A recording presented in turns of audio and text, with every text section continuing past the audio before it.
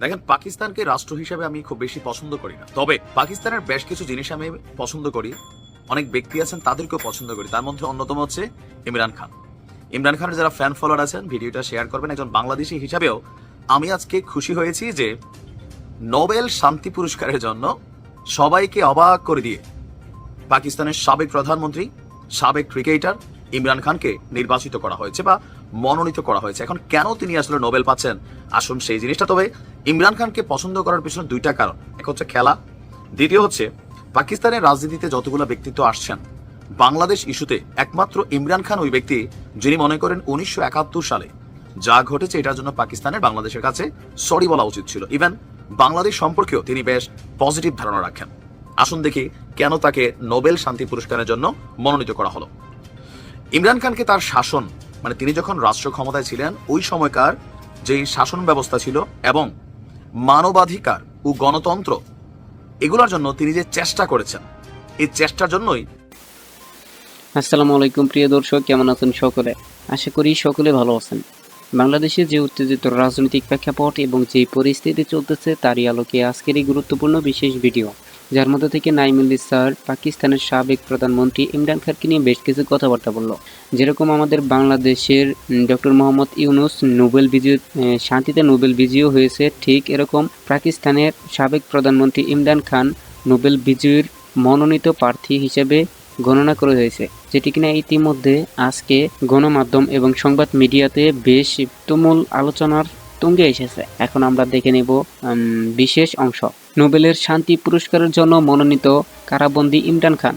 পাকিস্তানের সাবেক প্রধানমন্ত্রী ইমরান খানকে তার শাসন এবং মানবাধিকার ও গণতন্ত্রের জন্য প্রচেষ্টায় নোবেল শান্তি পুরস্কারের জন্য মনোনীত করা হয়েছে। শনিবার ভোরে পাকিস্তান ওয়ার্ল্ড অ্যালায়েন্সের ইড ব্লিউর এর সদস্যে এই ঘোষণা দেন।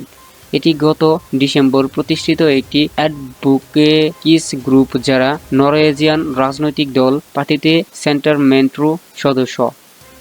অ্যানালুদু এজেন্সি সামাজিক যোগাযোগ মাধ্যমে এক্সে দেওয়া এক পোস্টে পার্টিয়েট সিনটাম বলেছে, আমরা আনন্দের সঙ্গে ঘোষণা করেছি মনোনীত করার একাধিক এমন একজনের সঙ্গে জোটবদ্ধ হয়ে আমরা পাকিস্তানের সাবেক প্রধানমন্ত্রী ইমরান খানকে মানবাধিকার ও গণতন্ত্র নিয়ে তাকে তার কাজের জন্য নোবেল শান্তি পুরস্কারের জন্য মনোনীত করেছি।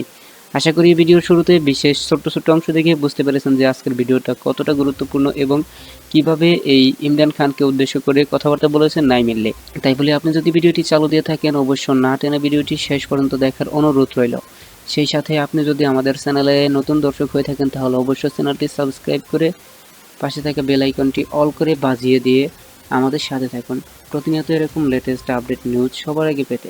আর ইতিমধ্যে আপনি যদি সাবস্ক্রাইব করে থাকেন তাহলে আপনাকে অসংখ্য ধন্যবাদ। কথা না বাড়িয়ে আমরা চলে যাব এখন সেই কাঙ্ক্ষিত নিউজ স্ক্রিনে।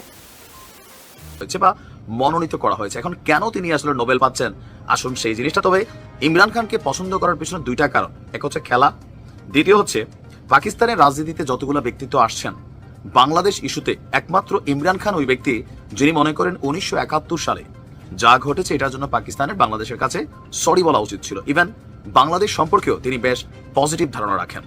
আসুন দেখি কেন তাকে নোবেল শান্তি পুরস্কারের জন্য মনোনীত করা হলো।